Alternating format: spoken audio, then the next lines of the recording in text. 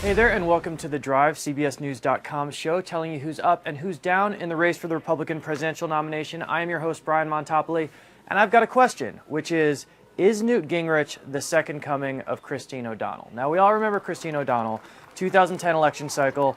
She was the Senate candidate for the Republicans from Delaware. She beat a more moderate Republican, but then went on to lose in the general election to a Democrat that most Republicans thought was beatable. You'll recall the I am not a witch commercial, of course. Now, I don't expect Newt Gingrich to run an I am not a witch commercial, but a lot of Republicans are starting to wonder if he's setting them up to lose a winnable race. Barack Obama is a very vulnerable president. He's in the 40s in terms of his approval rating. People don't like his handling of the economy. Unemployment continues to be high. And basically, all of the sort of dominoes are set for him to lose re-election. But he's not running against nobody. He's running against an actual human being. And polls have shown in recent days that against Barack Obama right now, Newt Gingrich trails by about 10 points nationally. That's a lot, especially when you consider the fact that Mitt Romney, the other frontrunner for the nomination, is essentially statistically tied. Now, the question becomes, do people start paying attention to this? You drill down in the numbers a little bit, you see that Gingrich has a net negative approval rating with independents, with moderates. These are the people who decide general elections. Gingrich is very popular with Republicans, and that could be enough to drive him to the nomination.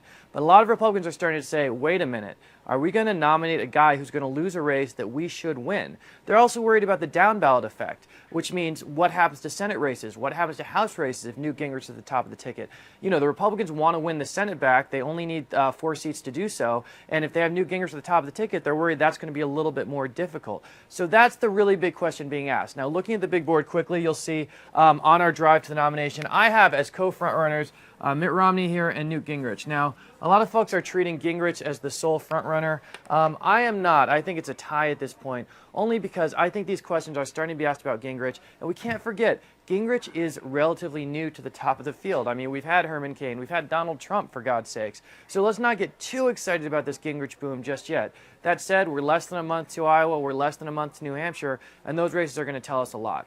Now, I want to talk quickly about what Romney is trying to do to stem Gingrich's momentum, which is basically go on the attack. Romney spent this whole campaign basically pretending that he's sort of above the fray, he's only focused on the general election. Well, when you're suddenly down in the polls, you can't do that anymore. You got to go after the front runner. And so he's cast Gingrich as zany in an interview yesterday with the New York Times, which I thought was interesting. Said he wasn't a consistent conservative. And in an interview with CBS News, he actually said, you know, people talk about me being wealthy. Well, Gingrich is a wealthy guy, too. And that's true. We've got 2 candidates with net worths in the millions. Gingrich, I think, is 6.7. Romney, we're talking about up to $250 million. These are very, very wealthy men. And I don't know that getting into a fight about who's richer is necessarily going to help them, but Romney's doing everything he can right now, so that's his strategy.